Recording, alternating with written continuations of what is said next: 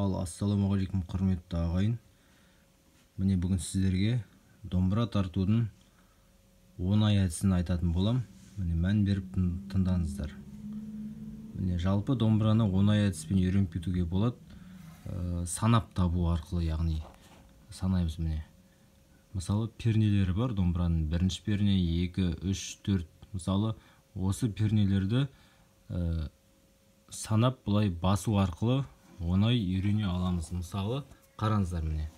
Мысалы екінші перне деп айтсам, міне бірінші перне, екінші перне.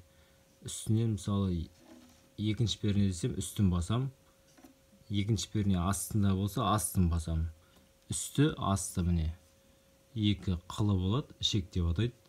Екі ішегі болады. Мынау үстіңгі ішек, мынау астыңғы ішек. 1, 2, 3, 4, 5.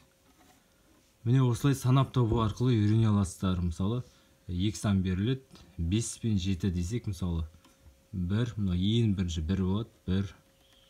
Сызықтан кейін міне 2, 3, 4, 5. 5 үстінде 7 астында. 5 пен 7. Мысалы 5 пен 5. Көрдіңіздер ма? Міне осылай сандар арқылы үйреніп алыңыздар. Арнайы санмен жазылған әндері бар. Үйренемін десеңіздер, комментарийге жазыңыздар.